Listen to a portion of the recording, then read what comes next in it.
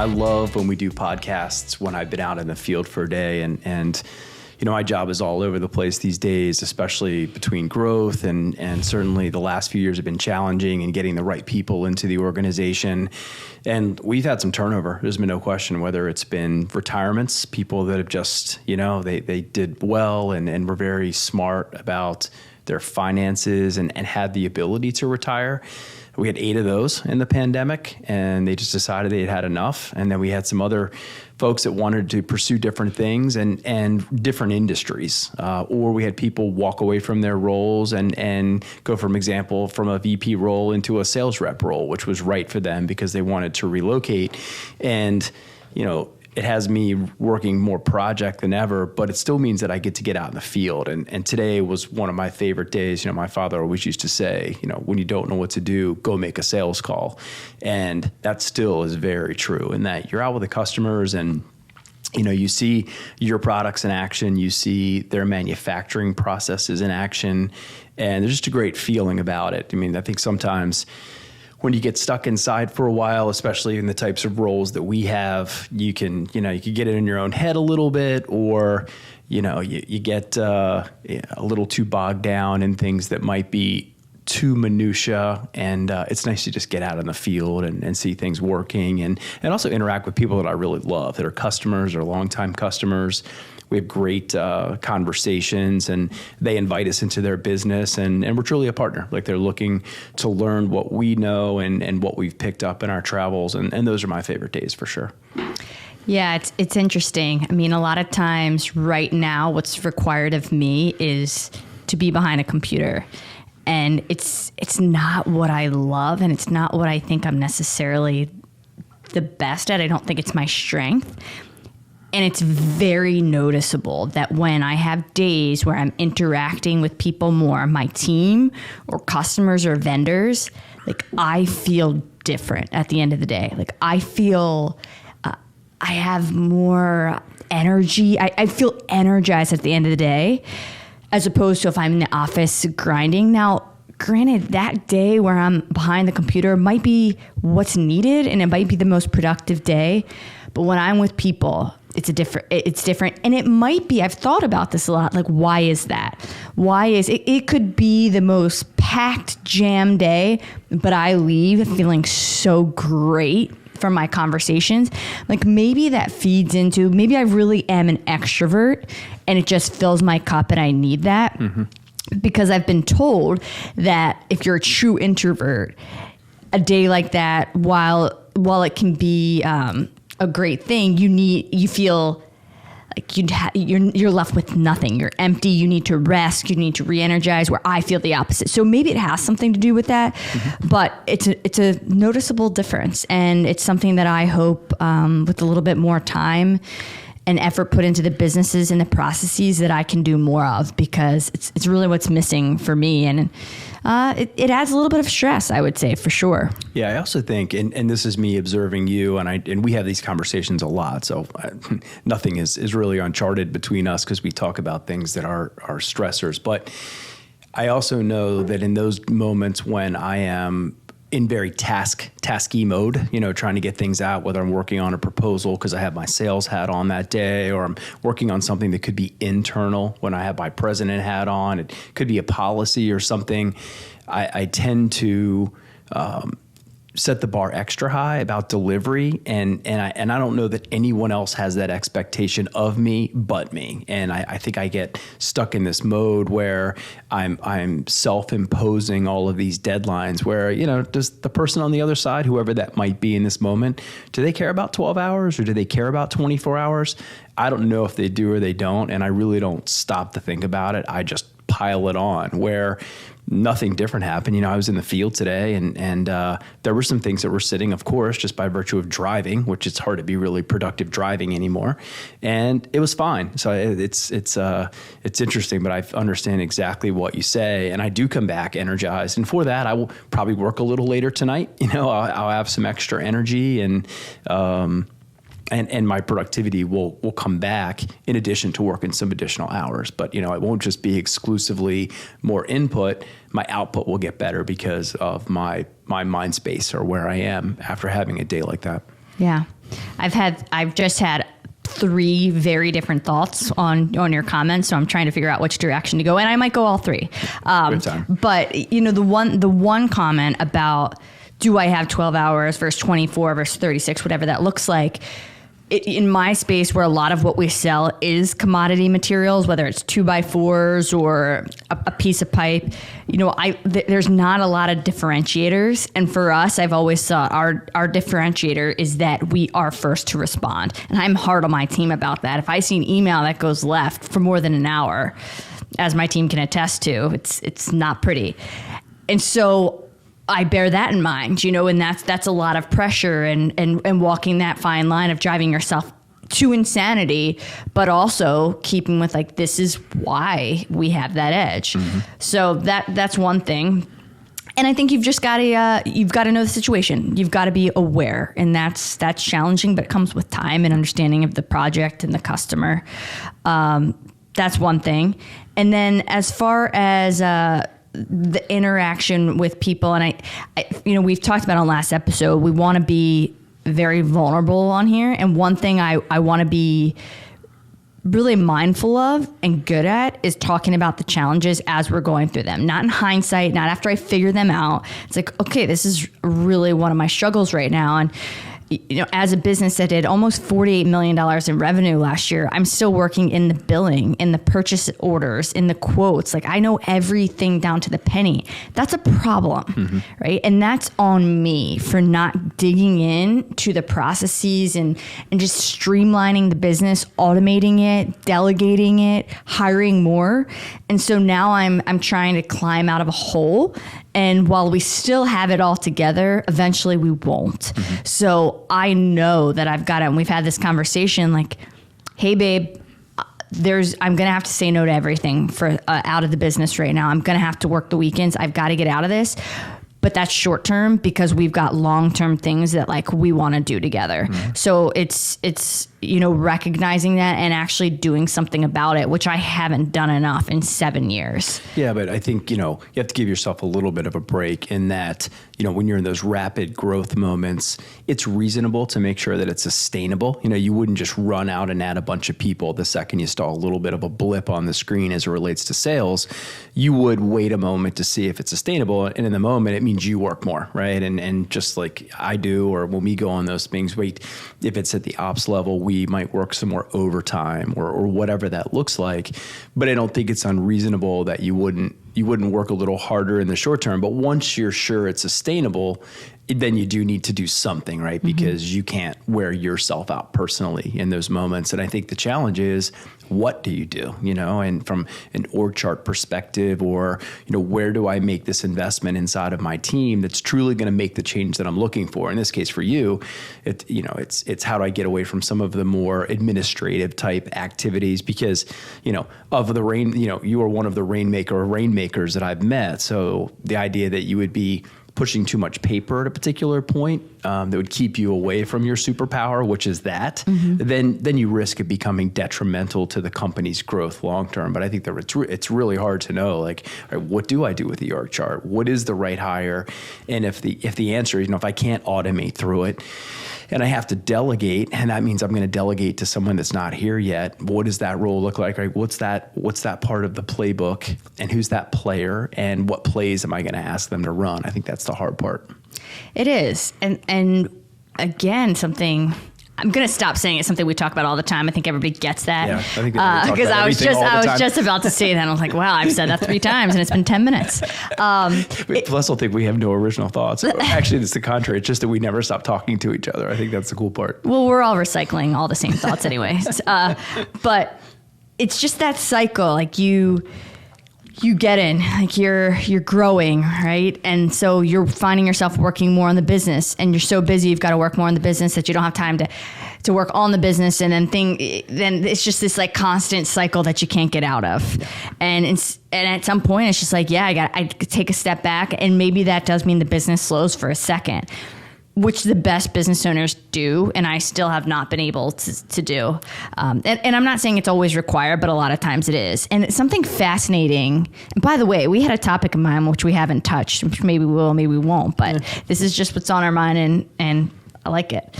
But I've been listening to a lot of podcasts, which I do when I exercise or just walk, and it's really been interesting. I've listened to several younger CEOs than usual, and all of them have managed to take businesses and eventually they're the founder, but then they put in someone in place of themselves as a CEO, and they recognize very early that they are, and I believe all 3 or 4 of them that I listened to figured out that their strong point was they were a brand. They were great at branding and marketing. Mm-hmm. And so they were smart enough at a fairly young age to replace themselves with the CEO and people that knew the finances better, the ops, and then they put themselves in a position where they really strive. And I was thinking to myself, like, wow, that's such maturity at such a young age to recognize that.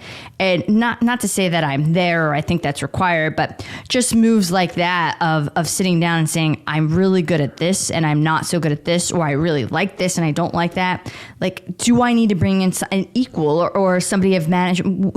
What does that look like? Mm-hmm.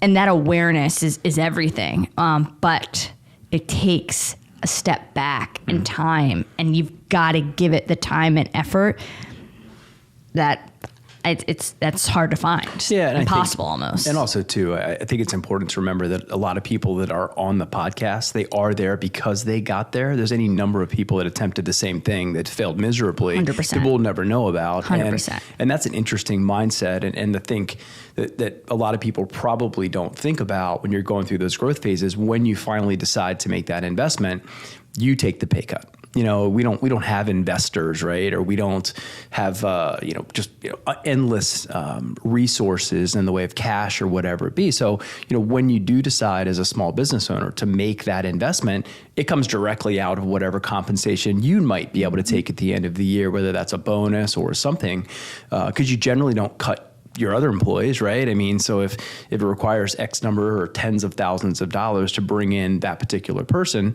then that's directly coming out of your potential compensation. I think that's pieces that people don't really think about or understand, and that's why it would have you working those crazy hours. It's nothing for us at times to put in an 80-hour week or a 70-hour week, especially if you feel like it's something that's a little more, not project in nature, right, but just need to get it over the hump. Or I know around here, whether we're starting an automation division or something, I will do the vast majority of the heavy lifting to make sure that it's viable, sustainable, and then look to bring someone in like a VP of automation, as we did along the way, to run that particular part of the business. But I think, it would be easy to just be like, yeah, well, I'll just bring somebody in and so on and so forth. Yeah, that's great, but you have to have the financial resources to do that. And just something for our audience to consider if you're not in this particular seat is that comes directly out of your compensation or ownership's compensation as part of that investment.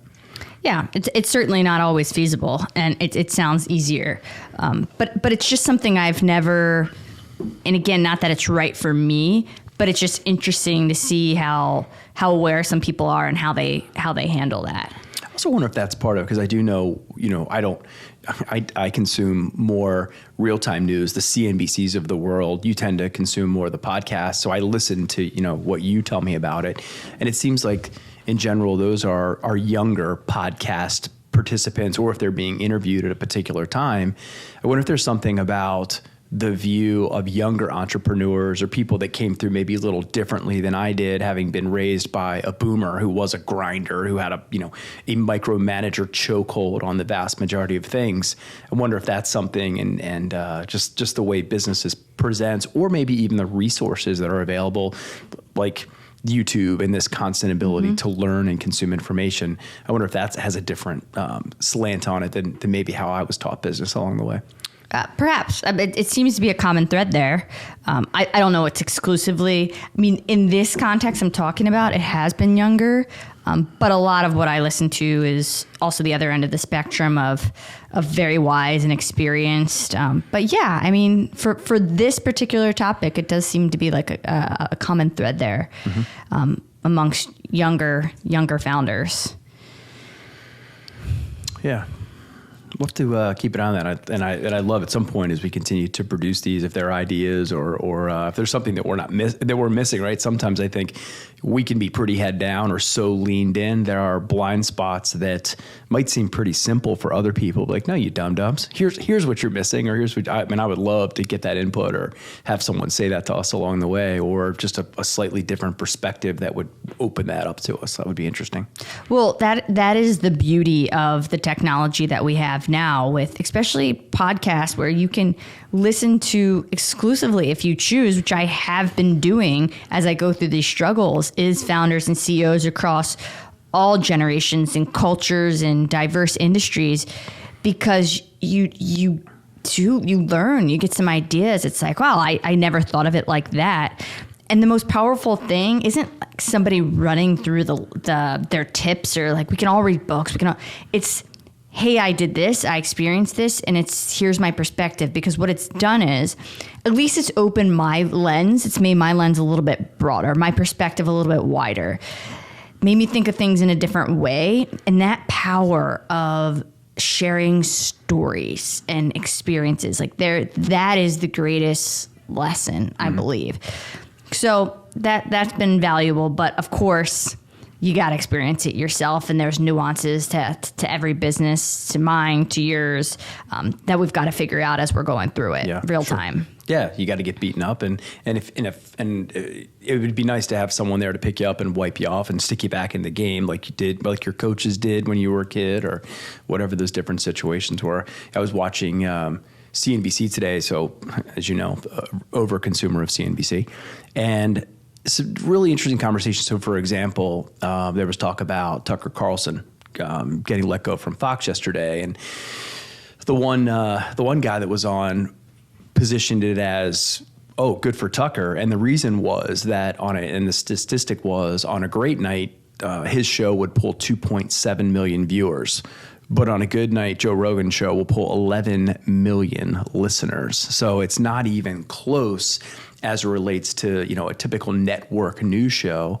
And, and the question becomes, well, what does cable, or what do those different mediums or media have to do to continue to be relevant? Versus, that would suggest to me that there's going to be a Tucker Carlson or a Don Lemon, who was let go from CNN, podcast in the very foreseeable future, and that could go into the 11, 12, 13, who knows what it is, but this particular medium seems to have it all over typical, or old school broadcast, which is interesting to watch that evolve.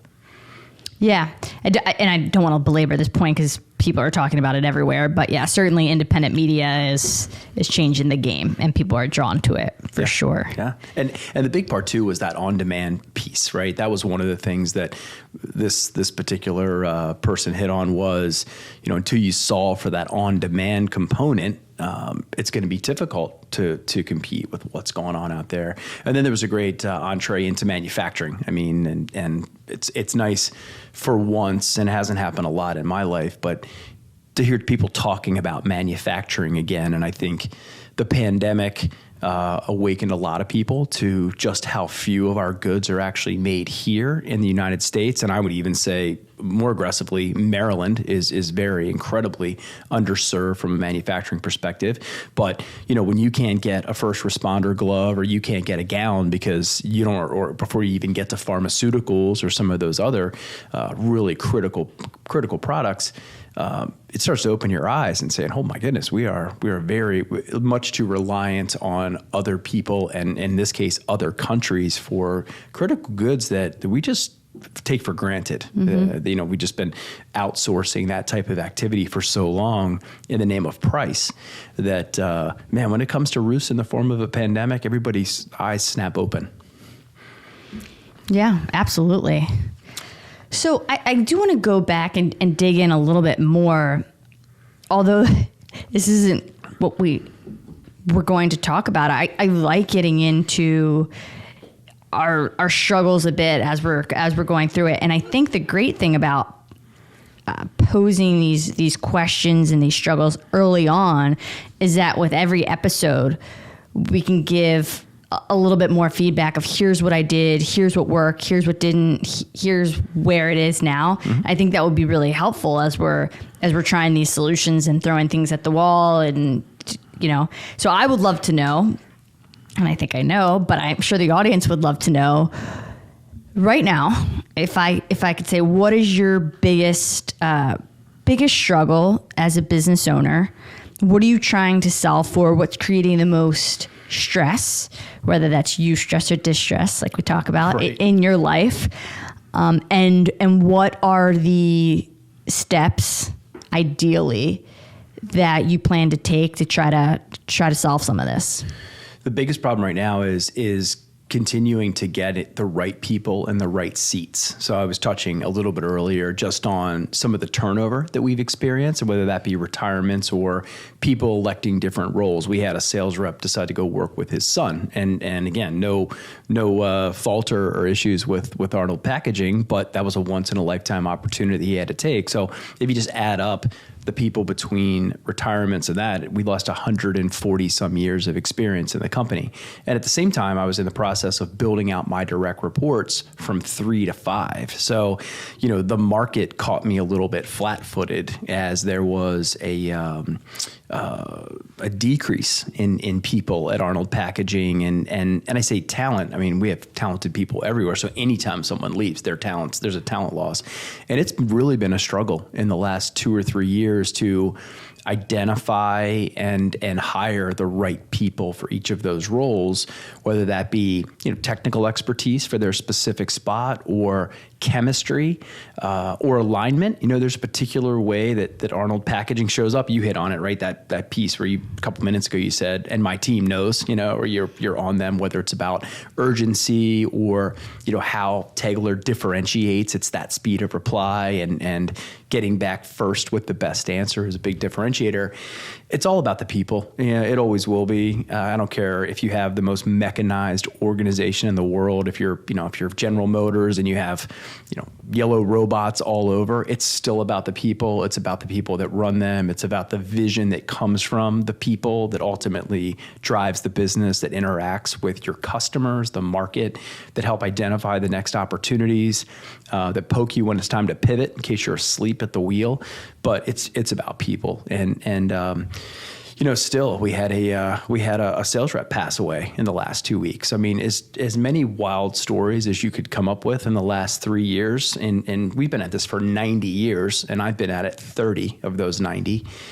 Any of the wildest stories you could come up with, we've experienced in the last 3 years. So it just, the mantra for this year is to stabilize and optimize. And when you go through wild growth, either through the pandemic, we were growing into the pandemic. You can have this get it out the door at all costs type feel, and you're not as efficient.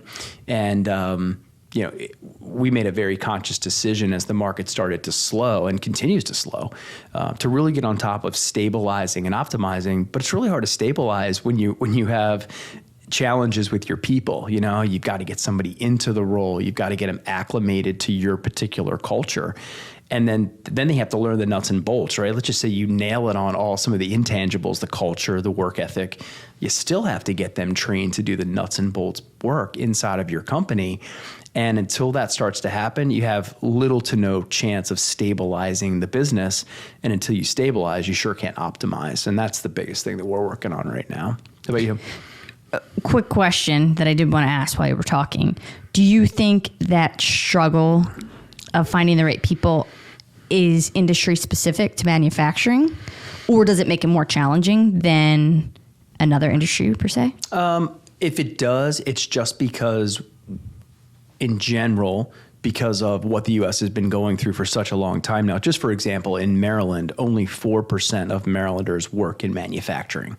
So, if I asked you what a doctor did or a lawyer did and you were 8 or 9 years old, you'd have a pretty good idea. There are people that you're associated with, them, maybe your friends' parents have those occupations. Manufacturing is tougher in that regard just because there isn't that overt demonstration. You know, it's statistically unlikely that your friends' parents work in manufacturing. And, you know, our daughters, their dad works in manufacturing. So that means there's only 3 more out of the next 99. So it just means that you might have to explain longer. You might have to really get into the attractions and let particular applicants see it. And that's why, you know, we work as hard as we do at Junior Achievement and starting to try to build out these workforces. But if there's anything that's tough, if it's getting someone to make a cross move from a different industry, that can be harder, which just means it reduces the pool of potential candidates. So just from a numbers game, right, statistically, your chances of success are a little bit lower, and that's the extra type of work that you have to put into it to get that level of candidate that you're looking for. I mean, we've been successful. We brought people from in and around the space, but if I think about my very best, the best people I've worked with, they had some type of manufacturing or industrial experience along the way. They at least had something coming in. They didn't come from a completely unrelated industry. Now, accounting and finance is a little different in that regard. IT is a little different in that regard, but some of the pure distribution or manufacturing roles, it's certainly helpful in both, right? Their ability to come in and be effective sooner than later, and the ability to recruit, hire, and train because there's some familiarity with the particular space makes it a little easier too. Mm-hmm. Yeah, that makes sense. How about on the construction side? I mean, I think, you know, there's so many similarities, and I think it's why we get along with the same people. You know, you come to a manufacturing event, or I go to a construction event, and it's comfortable. You know, I mean, familiar. Yeah, it's familiar. You talk about the blue collar component. People get up, they work hard, they're nice, they're transparent. Not always nice. Sometimes brutally honest, but okay. Loyal to a handshake. But that's okay. That's okay. I would prefer it. I would take that over a smile and a stab in the back every day. But well, what have you found the transition to be in recruiting and hiring into the construction side? You know, we're small, so I haven't done a ton of hiring, more lately than ever. And I would say there's actually a lot of great talent out there. You hear that there's not. Now, also, I'm hiring for more, we're a supplier, right? So I'm not hiring labor that's going into the field and installing, or I don't need like specialized trade labor, which I think is harder. I think it's more limited. So I think the pool is generally bigger when I'm looking for project managers or sales managers, whatever you want to call it. When I'm looking for more, you know, executive positions, it's just different. And I found that the talent is out there. However, it does require just some more training. When you bring somebody on as a project manager in construction. But I think we haven't struggled that much, but I'm probably not the right person to ask just because I've done limited hiring. But I think the talent is out there. And I think there's actually a lot of young talent who is willing to come in and learn and is curious and willing to work. So that's been my personal experience. But I will tell you, everybody I talk to in the construction industry on both the customer side of things and the vendor is always looking for great people. So that may say otherwise, that like maybe there is a little bit of a shortage of great talent, because we're all searching for that talent and we're all pulling for it. Yeah, but also too, I mean, statistically speaking, half of the workforce is female, and I don't like manufacturing.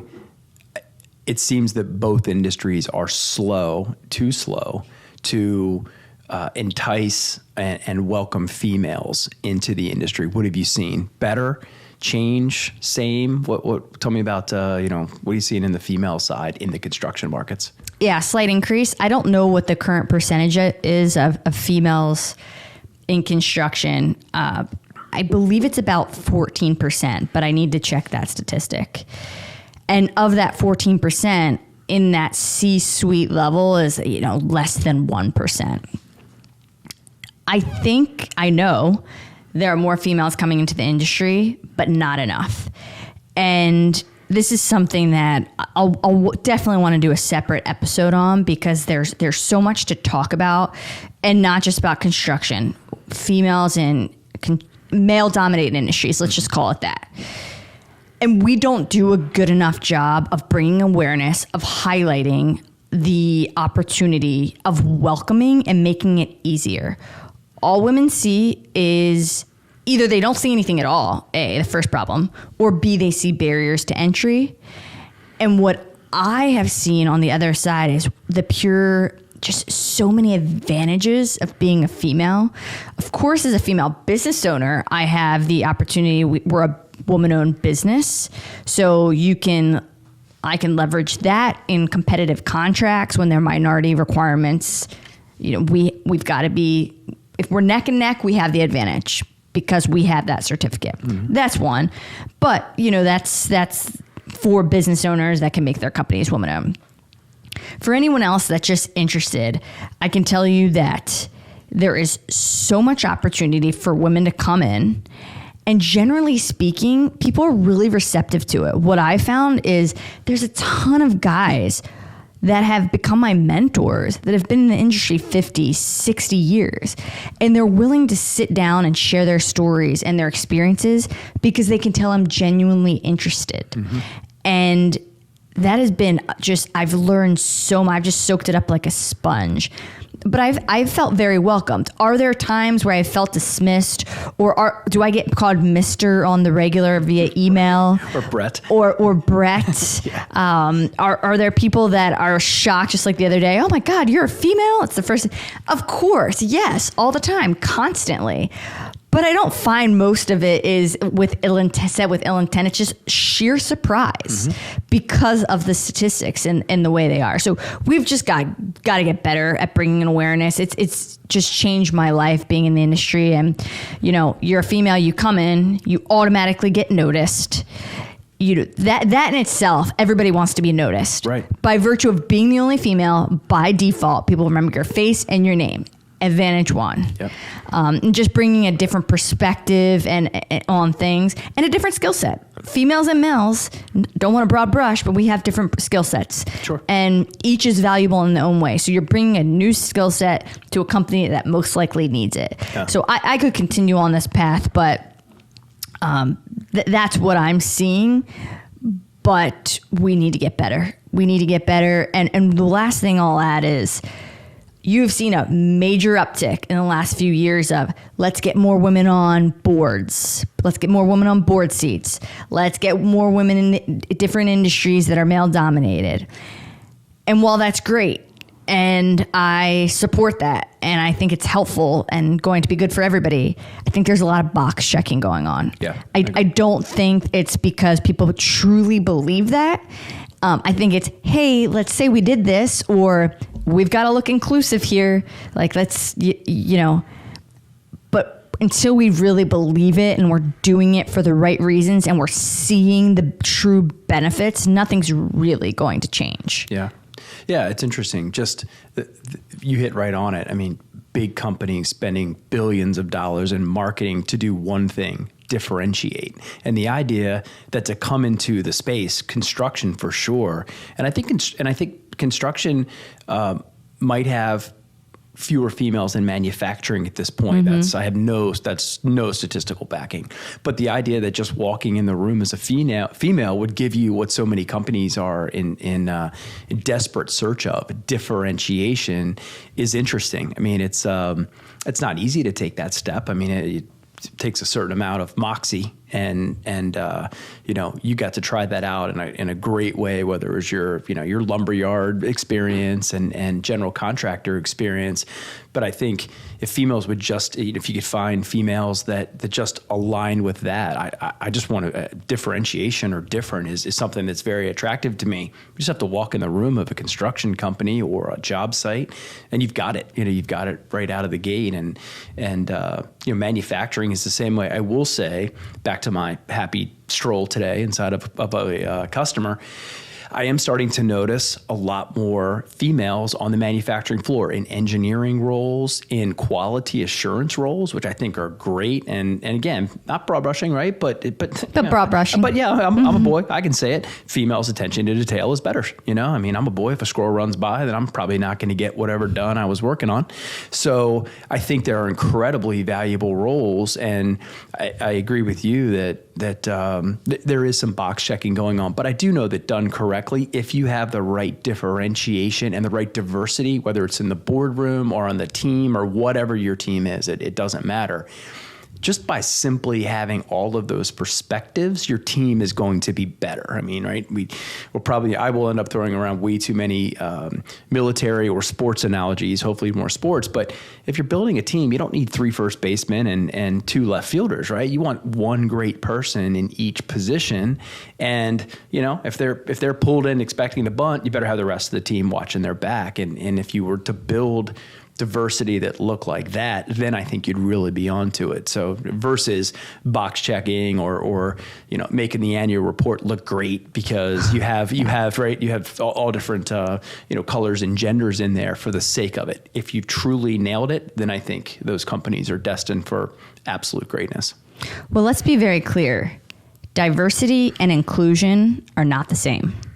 So you hear, and I think that's a really important statement for business owners or management people that are doing the hiring or who are creating a culture.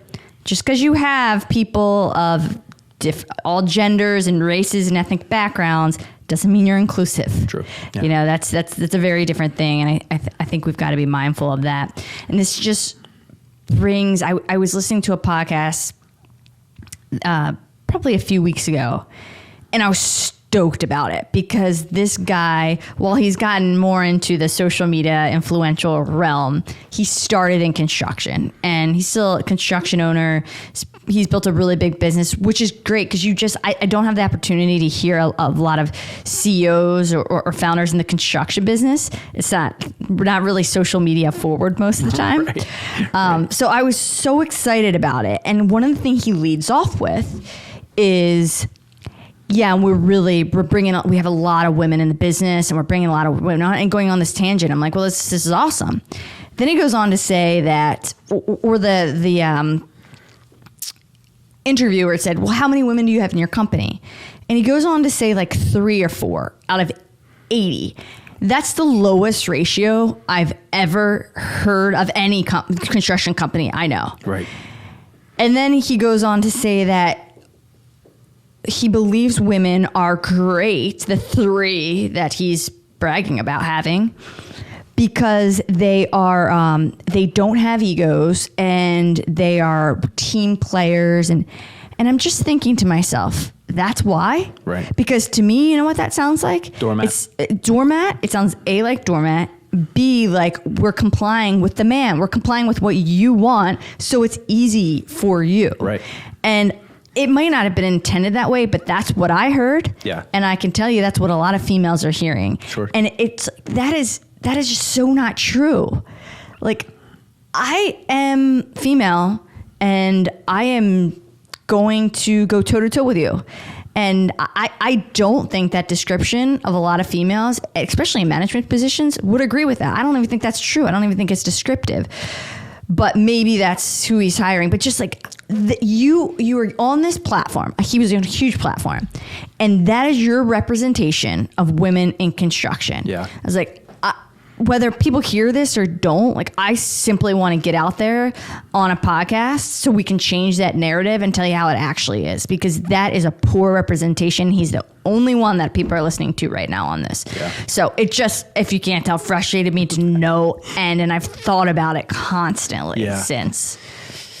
Yeah, that's that's a level of ignorance, and I mean that in the truest form of the word.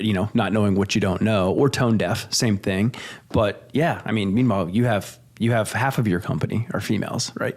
So, and certainly here in both of our divisions, we have incredibly bright and awesome females, and they're as leaned in and tenacious and fearless as anybody else in the entire organization. So it's and listen too, I think females have to step up and do that also, right? I mean, absolutely. I think certain females, if they saw that was the culture, they wouldn't go there, right? I mean, if you were just going to show up and comply, then any number of great females, anybody, but females in particular, like, well, I don't want to do this. You know, I don't. If you need another first baseman, I'm not coming here. If you just don't want another yes person to agree with what you're saying and give the corporate report a better look when they take all of our pictures or on the website, a lot of females that don't want to be part of that either, which is great. We just need more of that. I don't mean in an indignant way, right, or an obstinate way, but in a, I'm a valuable resource, and you hired me on here to play my position, and I intend to play it, and I'm going to play it hard too.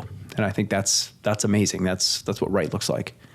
Yeah, and it's not lost on me that women haven't had as much experience through the many years in construction. There's been very few, relatively speaking, females that have been in the field that have put together building blocks of a building.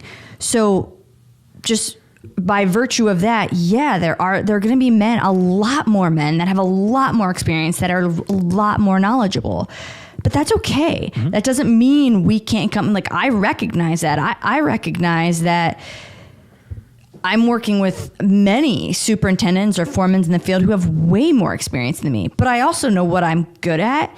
And there are some things that I know more than them. And it may not be how to build the foundation of the building, but we've got a role to play, and it's significant. So I think females can come in, listen, you don't have to be the most experienced to make a massive difference. Know what you're good at, pull a seat up to the table, and don't just have a seat, have a voice at the table and make it heard. So we need to just change the narrative one step at a time. Well, also, the dimensions are changing. Technology is pushing all of these businesses, and even the more traditional businesses, manufacturing has never been pushed harder by technology. Construction's in the same place. So, when technology is taking out some of the brute force that used to exist in construction and some of the brute force that used to exist in manufacturing, whether it was simply picking up heavy things because you worked on a production line, technology is going to change that. Those future jobs are going to be about the person that programs the machine that picks up that piece or that drives that hardware or whatever it is. So that dirty, dingy, dangerous stuff is going by the wayside as fast as possible. And the reason is it's not productive, right? That's the reason that there's only one simple explanation, and it's productivity. Anytime you can hold the line on input, which is manpower, and you can improve output, then you're going to go in that direction. And for the United States to be competitive in a global workforce and marketplace, that productivity's got to be there. So never a better time for females to enter when it comes to programming, engineering, code writing, with what's going on with AI at this particular point. And that's, AI has been in the industrial space for a very long time. It's not front and center, but the cameras that we use, for example, to inspect or validate. I mean, all we're doing is showing a camera what right looks like a gazillion times and asking us to tell it when it's wrong. And it looks smart, right? They know when you're smiling. Well, no, they don't. They show the machine a picture of you smiling a billion times. It knows when you're not smiling. It doesn't know if you're sad, but it knows that you're not smiling, and smiling equals happy. So, I mean, all of those, the lid's coming off of all of that, and the smartest organizations are going to get really wide in their hiring and recruitment and attraction capabilities, and they're going to pick up the best and the brightest in those spaces. And man, in my travels and who we interview around here, females are in those spaces a lot. And you only have to look at the education standards and statistics on who's in college right now. There's more coming and more coming. So I think construction is positioned beautifully if they'll get their head out of their tails and spots and start get their head out of their ass and start leveraging those pieces, because how you can't do it without it. I mean, there's any number of historical demonstrations and examples like Japan, who didn't leverage the really smart other part of their population called females, and they were a mighty force for a split second and they were gone. So I hope we're smarter than that. I really do. That's a really good point. I mean, technology can do a number of things. It can widen the opportunity for females. it can also expedite the learning and thus closing that gap that I was talking about between male and female knowledge just by virtue of us not being in the industry as long. So that's a really good point that I haven't spent too much time thinking about, but I should. Yeah, well, look, you're not going to be subject to those paradigms, right? If paradigms could hold you back, simply by coming in with a very different perspective, there's going to be something to learn from not doing it the way it used to be done. And that's value, right? Maybe. Wrong, maybe, but it's definitely going to be different. And whoever can tap into that and turn that into a productive force is going to be the next disruptor for sure. Now, I'm going to take a little bit of a transition here. And the one thing I do want to talk about a little bit is, I do think it's important that we hit on some of our personal relationship as it relates to some of these topics, not just the business. So I want to start with business, and I'll tell you where I'm going, but I'm going to preface it as start with the business aspect of this and then just move on to the personal. Do you believe, and I do in the situation I was telling you about with this interviewee and interviewer that I'm so frustrated with, do you think one of the reasons there may not be a lot of females in certain companies or in certain roles, or do you think, and I'm not suggesting it does, this is a question, there's a part of that almost emasculation where it's like, I'm a male, we know best, hear me roar. Like, is there any competitive, and that could be, I'm talking inside the business, and then we'll move on to the relationship side of things and how that can play out, which maybe it's a bit more relative in that realm. But do you think there's part of that where males still want to be at the helm, and there's almost like we can't be challenged or taken down by a female? Like that is emasculation. It says it exactly as it is. Like, what do you think? Or do you think that's not at play? No, I think it's in play. Yeah, of course it is. We're not, we are where we are, and we got here how we got here. And whether that's from an evolution perspective or just look at 100 years of business, right? And it's only been recently, and especially if you look at the big scheme, right? If you look at thousands of years, it's only recently that we've gotten here and had amazing, capable females. And yeah, there are a lot of males that are slow to change. And if you look at just the generations that are in the workforce, and this is just simply comparing the people that are working right now, whether it's the boomer generation, the one that's older than me, and how they were brought up and their worldview as it relates to business because of how they were brought up. And then if you go then, a few generations later, the group that's entering the workforce now, which I think is Generation Z, and I don't get hung up on all the generational names, just to acknowledge that if you look at the 60 or 80 years that are between those age groups, how much change has taken place. Yeah, it's going to be slow, and I promise you there are older men, since we're talking about the emasculation portion. There are older men in business or on the planet, period, that are just never going to let go of that. It's going to be what it is, and as a species, we'll just have to evolve out of that component. Certain people just won't be able to get there in their particular lifetime. And I'm sure it's even a little bit laced in the generation behind it, which is mine. I see it.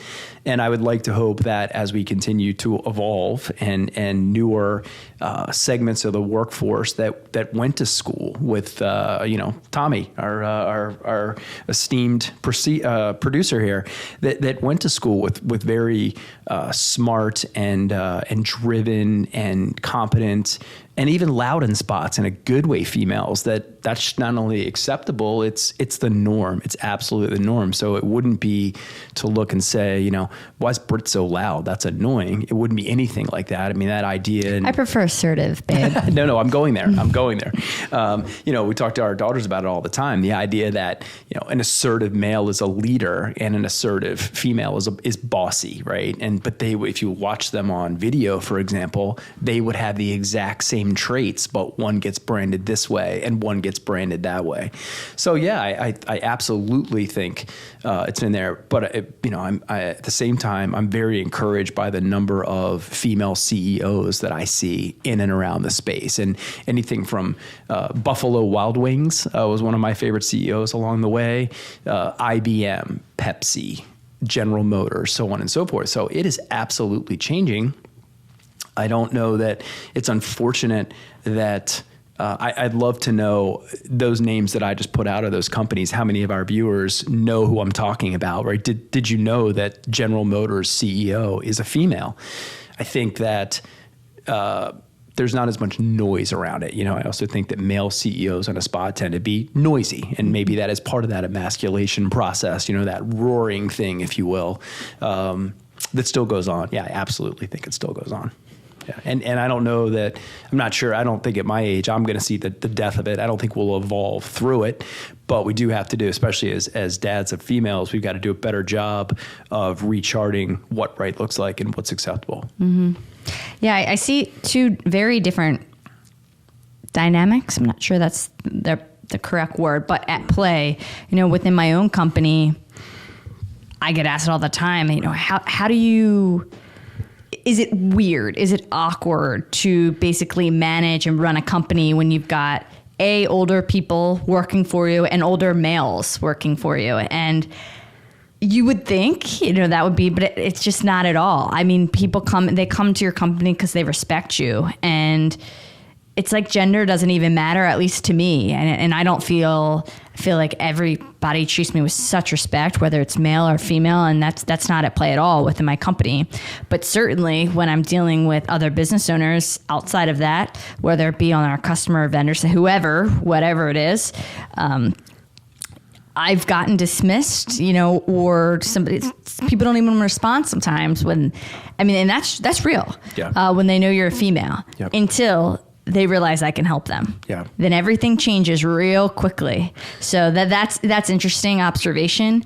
And I don't, it would be easy to me, at that point, screw you. But it's, I think being aware of it, and especially the generational differences that you speak to, mm-hmm. and almost expecting it at times, it's like, it's fine. Yeah. I get it.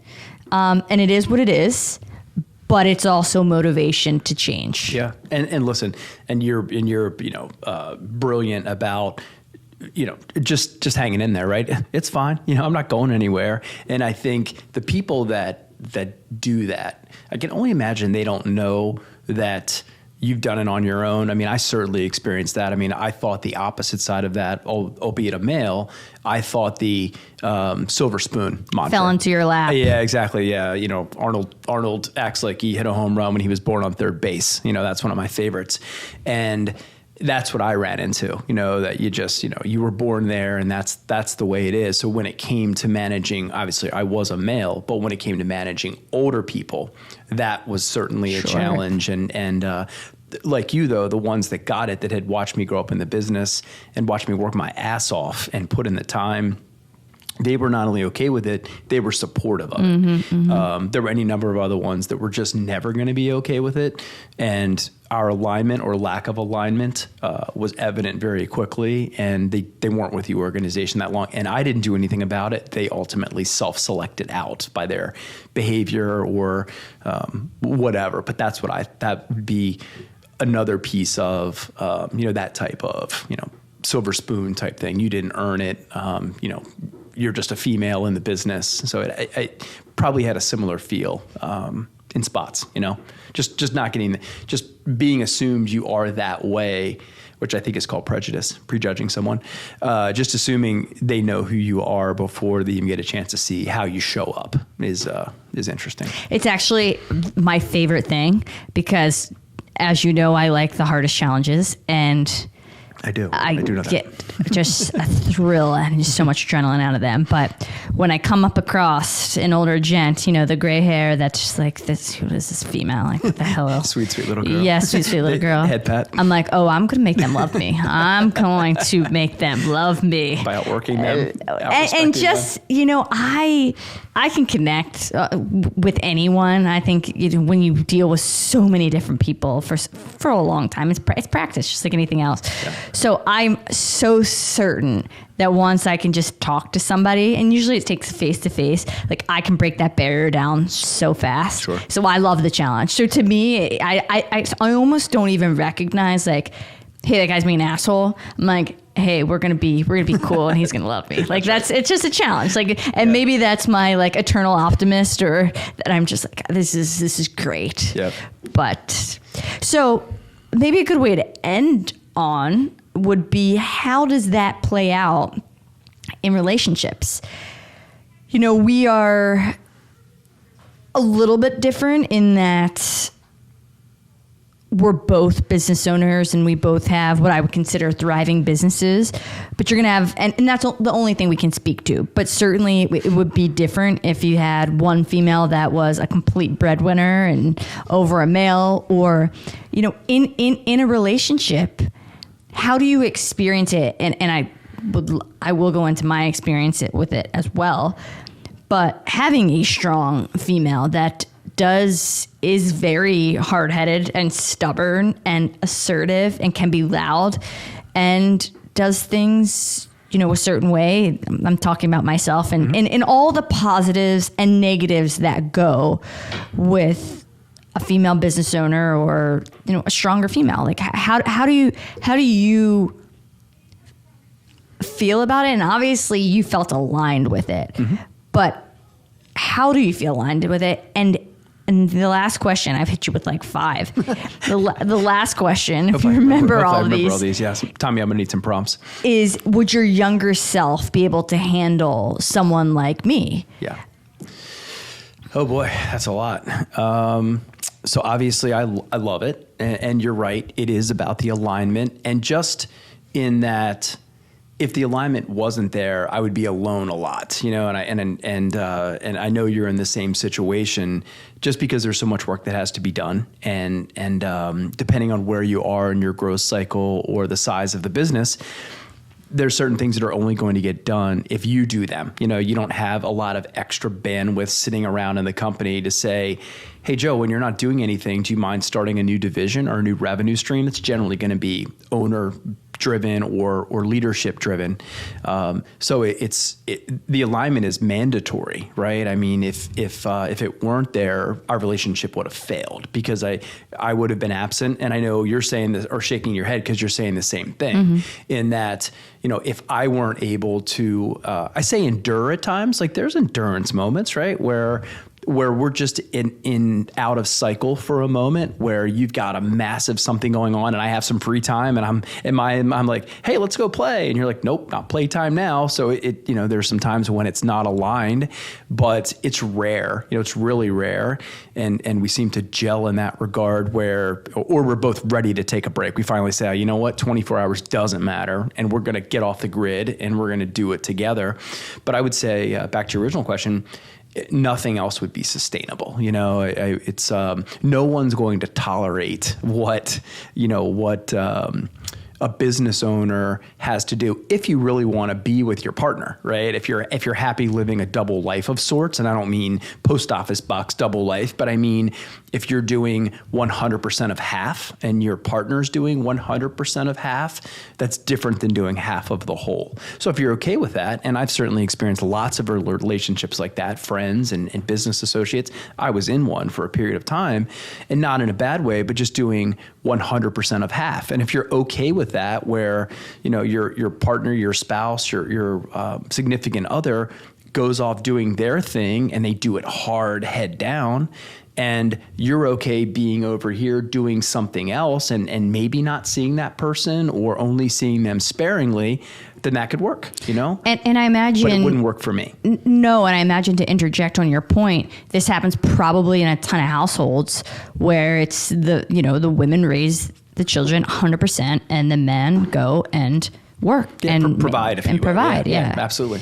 So no, that. But that wouldn't really fall into what we're talking about necessarily, the emasculation of having a female that may come off as competitive, or like I imagine the instance is you have a female that is also providing. Yeah, like that. Sure. That's probably the most common. Yep. Yeah. No. That part's great. I mean, I've never felt competitive with you in that example for 1 minute. I mean, I do believe, we have this 1 + 1 = 5 thing where your victories are my victories and vice versa.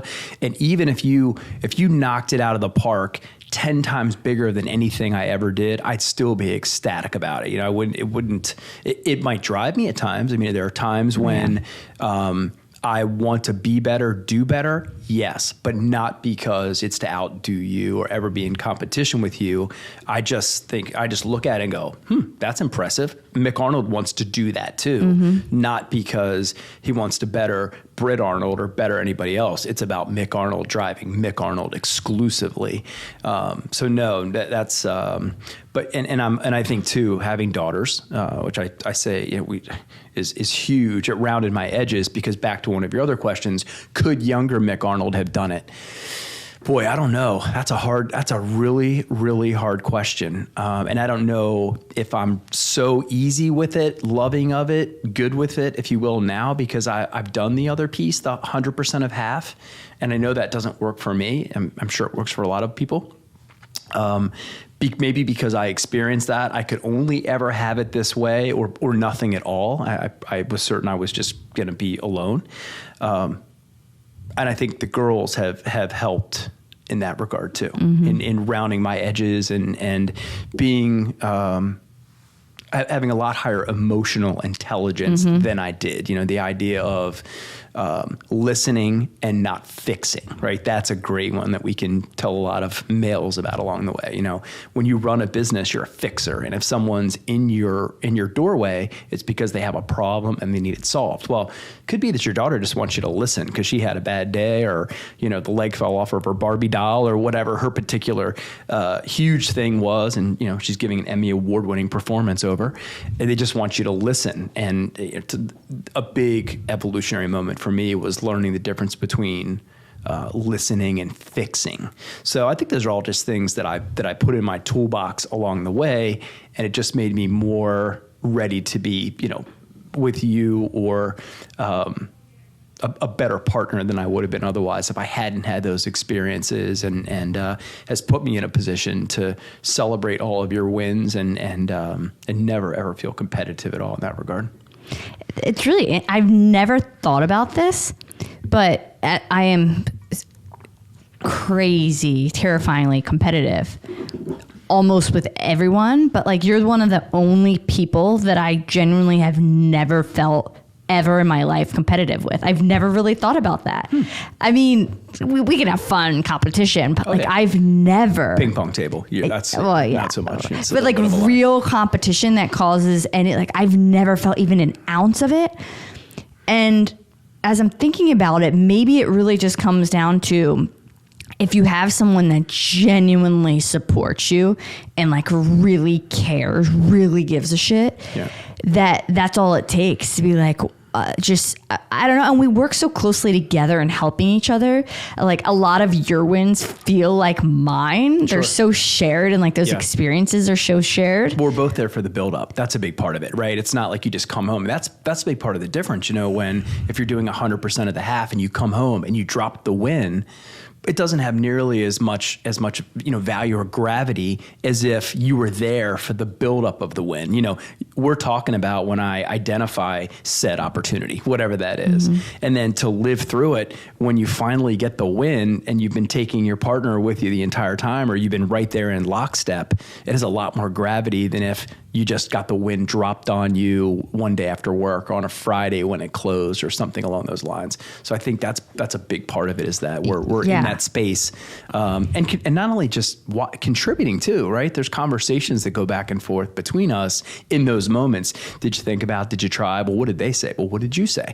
Right? There's almost a preparation component on the way to the win that we help each other with through that conversation. Yeah. And I'm sure some of it has to do with a little bit, like although we work together closely, like we've got our own things that are different, but I'm not really sure that matters as much.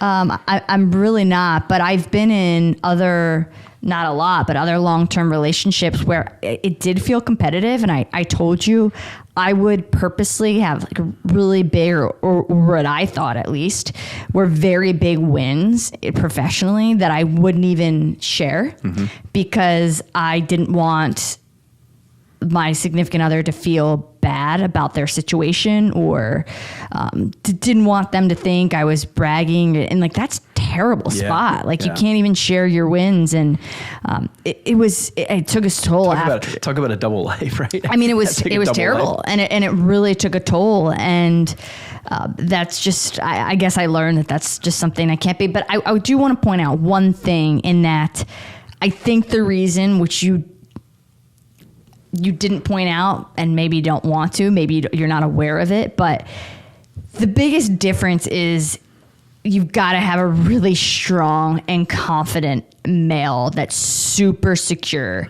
to be able to be in an environment with a strong female where it works.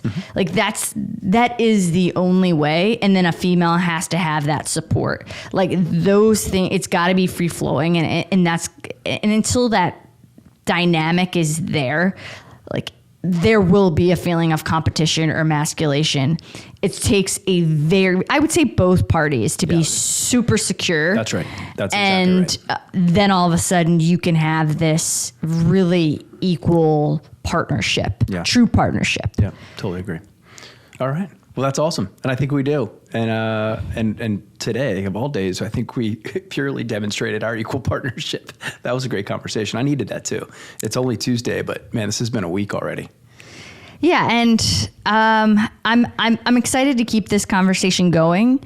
And also, as I talked about, like an extension of this conversation, but also continuing to talk about our progression of these challenges and of what we're going through and what we're doing to solve and what's not working, to be like a true help to other people that are going through similar things. So that's what I really want to share in like the rawest way, when it like cuts the most and it hurts. Like, let's talk about it then, and let's talk about what we're doing as we go. Yeah, we'll share our losses, right? It won't have a social media look. We'll only share our good trips and our wins. We'll share our losses. Let's just hope there's more good than bad. I mean, that's the only thing we've got to hope for. I think we'll will it as such.